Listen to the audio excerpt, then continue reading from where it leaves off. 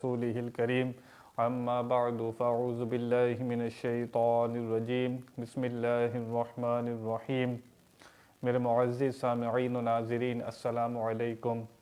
میرے پیارے آقا صلی اللہ تعالی علیہ وسلم کی پیاری پیاری احادیث کے ساتھ آپ کے سامنے حاضر خدمت ہوں۔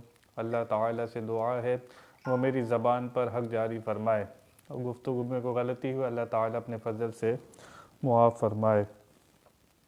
آج جو حدیث مبارکہ ہے وہ آج کے حالات حاضرہ کے اوپر ہے کہ آج کسی شخص کو عدل و انصاف نہیں ملتا اور حکومت کی طرف سے، گورنمنٹ کی طرف سے یا حکمرانوں کی طرف سے اس بندے کے ساتھ انصاف نہیں ہوتا، جو اس کے حقوق ہے اسے نہیں دیے جاتے۔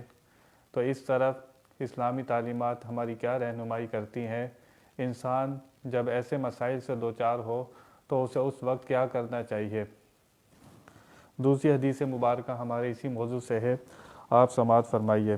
پہلی حدیث مبارکہ میں حضرت ابو ہریرہ رضی اللہ تعالی عنہ کہتے ہیں کہ رسول اللہ صلی اللہ علیہ وسلم نے فرمایا، حضرت موسیٰ علیہ السلام نے اللہ کی بارگاہ میں عرض کی، یا رسول اللہ، تیرے بندوں میں سے تیرا پسندیدہ بندہ کون ہے؟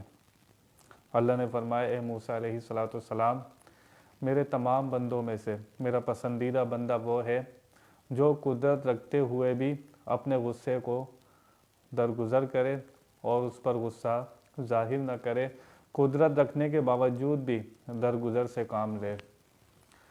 اللہ نے فرمایا، اے موسیٰ، سب سے بہترین اور پسندیدہ بندہ میرا وہ ہے جو درگزر سے کام لیتا ہے باوجود اس کے کہ وہ قدرت بھی رکھتا ہو، اور یہ بہت مشکل کام ہوتا ہے۔ اس لیے حضرت موسیٰ علیہ السلام طبیعت میں بہت جلالی تھے، آپ کی طبیعت بہت جلالی تھی، اس لیے اللہ نے فرمایا، موسیٰ علیہ السلام، میرا پسندیدہ بندہ وہ ہے جو درگزر سے کام لے۔ حکمرانوں کے سلوک پر کس طرح انسان صبر کرے، حدیث مبارکہ سماعت فرمائیے۔ حضرت ابن مسعود رضی اللہ تعالی عنہ بیان کرتے ہیں، نبی اکرم صلی اللہ علیہ وسلم نے ارشاد فرمایا، ان قریب میرے بعد ترجیحی سلوک ہوگا، یعنی کہ ترجیح دی جائے گی اپنے خاص لوگوں کو، اور وہ معاملات ہوں گے جو تمہیں ناپسند ہوں گے۔ لوگوں نے عرض کی، یا رسول اللہ صلی اللہ تعالی علیہ وسلم، پھر آپ ہمیں کیا حکم دیتے ہیں؟ آپ نے فرمایا، جو حق تم پر لازم ہے تم اسے ادا کرو، اور جو تمہارا حق ہے اس کا اللہ تعالیٰ سے سوال کرو۔ دوسری حدیث مبارکہ حضرت وائل بن حجر کہتے ہیں کہ حضرت سلمہ ابن یزید جعفی نے رسول کریم صلی اللہ علیہ وسلم سے سوال کیا اور کہا کہ یا رسول اللہ، اس بارے میں ہمارے لیے آپ صلی اللہ علیہ وسلم کی کیا ہدایت ہے؟ اگر ہم پر ایسے حکمران مقرر ہو جائیں جو ہم سے تو اپنے حق یعنی اطاعت و فرما برداری کا مطالبہ کریں، لیکن ہمیں ہمارا حق یعنی عدل و انصاف و مال غنیمت کا حصہ نہ دیں، آپ نے فرمایا، تم ظاہری طور پر ان کی فرما برداری کرنا، ان کی اطاعت کرنا، جو تمہارے ذمہ کام ہے وہ تم کرنا، جو حکمرانوں کے ذمہ کام ہے تمہیں عدل و انصاف دینا اور تمہارے حقوق کو پورا کرنا، تم اپنے کام پوری خوش دلی سے انجام دینا۔ اگر وہ تمہارے حقوق پورے نہ کر سکیں، ادا نہ کر سکیں، حضور نے فرمایا پھر صبر کرنا رہی ہے۔ آج ہر بندہ یہ شکایت کرتا ہوا نظر آتا ہے، اور آج کا ماحول بھی ایسا ہی ہے، غریب آدمی پوری طریقے سے پس رہا ہے۔ کیسے حالات ہو گئے، ہم لوگوں کو جب ہم سلیکشن ہوتی ہے، جب ووٹنگ ہوتی ہے، کس کو ووٹ دینا ہے، کیسے دینا ہے، پہلے اس کی جانچ پڑتال ہو، لیکن ہم ووٹ دے دیتے ہیں۔ پھر فرمایا گیا، جیسے حکمران ہوتے ہیں، جیسی عوام ہوتی ہے ویسے ہی حکمران ہوتے ہیں۔ تو یہ کسی کی آزمائش ہوتی ہے اور کسی کے گناہوں کا نتیجہ ہوتا ہے کہ لوگ آپس میں پس رہے ہوتے ہیں بری طریقے سے۔ تو کوئی امتحان کے طور پر اللہ کسی کو آزما رہا ہوتا ہے اور کسی کو گناہوں کی پکڑ ہوتی ہے۔ فرمایا، اگر تمہیں حکمرانوں کی طرف سے عدل و انصاف نہ ملے اور جو تمہارے حقوق ہیں تمہیں نہ ملے تو اللہ تعالیٰ سے سوال کرنا، سوال کرنے کے بعد پھر صبر کرنا۔ صبر کا دامن ہاتھ سے نہیں چھوڑنا۔ صبر کی تلقین کی جا رہی ہے۔ کوئی انسان بہت پریشان حال ہے اس دور کے اندر، تو اسے چاہیے کہ وہ صبر کرے۔ حضور نے اسے صبر کی تلقین فرمائی۔ جو فرما برداری کا بھی حکم دیا گیا کہ ان کی فرما برداری بھی کرنی ہے اور اطاعت بھی کرنی ہے۔ ایسا سربراہ کو معزول کر سکتے ہیں جس کا کفر بالکل صریح ہو، بالکل واضح کفر ہو، قرآن و حدیث سے بالکل واضح طور پر اس کو کفر کو ثابت کیا جا رہا ہو، ایسا کفر بالکل واضح ہو اور کوئی تعویل بھی اس کی راہ میں رکاوٹ نہ ہو، تو ایسے شخص کو، ایسے حکمران کو معزول کرنا لازمی ہوتا ہے کہ جس کا کفر بالکل صریح اور واضح ہو۔ حضرت امام اعظم ابو حنیفہ یہ فرماتے ہیں کہ اگر امام فسق و فجور میں مبتلا ہو جائے تو اس کو معزول کیا جا سکتا ہے۔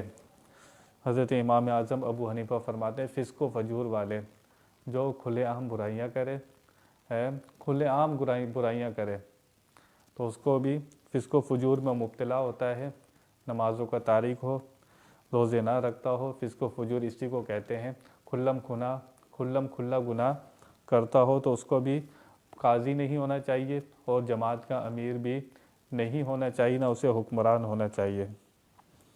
حضرت ابو یحییٰ اسید بن حذیر رضی اللہ تعالیٰ عنہ بیان کرتے ہیں کہ ایک انصاری نے عرض کی یا رسول اللہ صلی اللہ علیہ وسلم، آپ مجھے عامل کیوں نہیں مقرر کرتے جیسے آپ نے فلاں کو عامل مقرر کیا ہے؟ نبی اکرم صلی اللہ علیہ وسلم نے فرمایا، تم میرے بعد اپنے ساتھ ترجیحی سلوک دیکھو گے تو تم صبر سے کام لینا یہاں تک کہ تم حوض پر مجھ سے ملاقات کرنا۔ جب نوکریاں اپنے اپنوں کو بانٹی جا رہی ہوں، سارا مال اپنے اپنوں کو بانٹا جا رہا ہو، حضور نے فرمایا جب تم ترجیحی سلوک دیکھو، ترجیحی سلوک یہی ہوتا ہے ساری آسائشیں، ساری جو ہوتی آسانیاں اپنوں اپنوں کو بانٹی جائیں، اپنے گھر والوں کو عہدوں پر لگایا جائے اور عوام کی رعایا کی کوئی فکر نہ ہو۔ حضور نے فرمایا کہ تم صبر کرنا، صحابی سے فرمایا، انصاری صحابی سے فرمایا حضور نے کہ تم اس وقت جب ترجیحی سلوک ہو رہا ہو تو صبر کا دامن ہاتھ سے نہ چھوڑنا اور حوض کوثر پر مجھ سے ملنا۔ جتنی پریشانیاں تکلیفیں کاٹ کے آؤ ہوگے، حوض کوثر کا جام میرے ہاتھوں سے پینا، ساری تکلیفیں بھول جاؤ گے۔ لیکن اس دور میں بھی اگر حکمران، کوئی امیر، کوئی عہدوں پر بیٹھے ہوئے لوگ اگر اپنے آپ کے گھر والوں کو، اپنے قریب والوں کو، دوستوں کو اور اپنی پارٹی والوں کو ہی ترجیحی سلوک کرتے ہیں تو اس پر دوسرے لوگ کیا کریں؟ حضور نے فرمایا صبر کریں، صبر کریں گے تو جنت ملے گی۔ صبر کا دامن ہاتھ سے نہیں چھوڑنا۔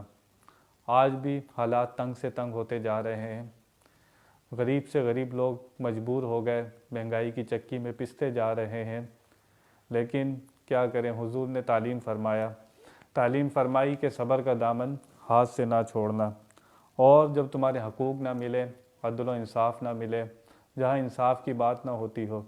آج عدالتوں میں کیا ہوتا ہے؟ جھوٹے گواہ، جھوٹے وکیل، جھوٹے مقدمے، پیسہ دے کے کون سا کام ہے جو نہیں ہوتا؟ پیسہ دیں تو جو مرضی کام کروا لیں، عدل و انصاف کی تو بات دور دور تک، اب اللہ ماشاء اللہ آپ کے سامنے ہی حالات سارے۔ تو حضور نے فرمایا جب تمہارے حقوق نہ ملے، عدل و انصاف نہ ملے، تو پھر اللہ سے سوال کرنا اور پھر صبر پر قائم رہنا۔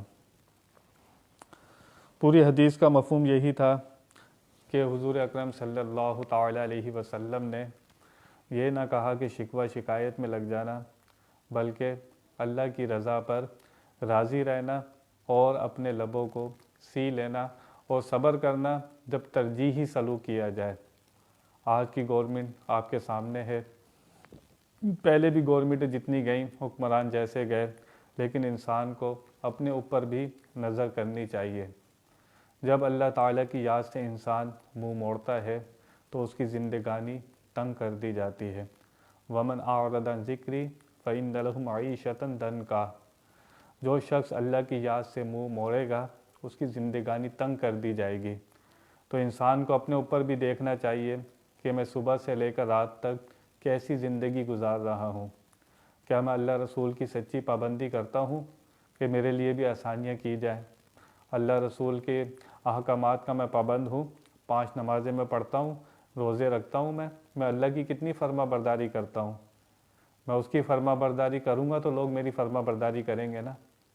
میں اس کا رزق کھاتا ہوں، دن میں کتنی روٹیاں کھا جاتا ہوں، کس کس طرح کی نعمتیں کھاتا ہوں، پانی میرے حلق سے نیچے اتر جاتا ہے، جن کے حلق سے پانی نہیں اترتا، جن کے پیٹ میں کھانا نہیں جاتا، روٹی نہیں جاتی، اس سے اس کی قدر پوچھئے، وہ آپ کو بتائیں گے کہ یہ پانی اور روٹی کتنی بڑی نعمت ہے۔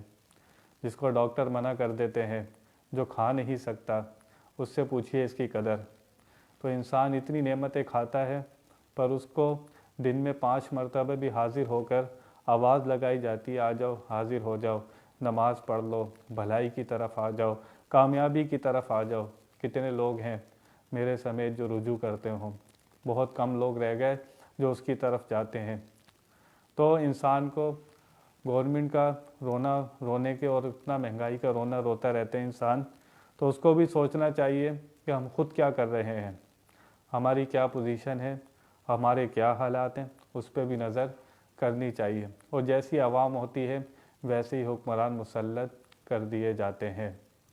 تو انسان جب اس کو عدل و انصاف نہ ملے معاشرے میں، اس کے حقوق اسے پورے نہ ملیں، پانی کی لائنیں، پانی بھی اپنے اپنوں کو ملے، گیس نہ ملے، بجلی کا بل اتنا آئے، آج کل کے مسائل آپ کے سامنے ہیں۔ حضور نے فرمایا میرے بعد ترجیحی سلوک ہو جائے گا۔ جب ترجیحی سلوک ہو جائے گا تو اس کے اندر جو اپنے خاص لوگ ہوں گے انہی کے مراعات ملیں گی، لیکن عام انسان کیا کرے گا؟ وہ اللہ سے سوال کرے گا اور اپنے وہ صبر سے قائم رہے گا، صبر پر رہے گا، اور اس کے علاوہ اس کے پاس کوئی دوسرا راستہ نہیں ہے۔ اللہ تعالیٰ کی بارگاہ میں دعا کرے گا، صبر کرے گا، اور ترجیحی سلوک جو ہوگا وہ میرے بعد حضور نے فرمایا کہ یہ لازمی طور پر ایسا ہوگا۔ وہ آج دیکھ لیں آپ، ترجیحی سلوک ہی ہوتا ہے۔ جو کچھ بیان ہوا اللہ تعالیٰ اس پہ عمل کرنے کی توفیق عطا فرمائے۔ بیان میں کوئی غلطی ہوئی اللہ کی بارگاہ میں توبہ کرتا ہوں۔ آخر دعوانا الحمدللہ رب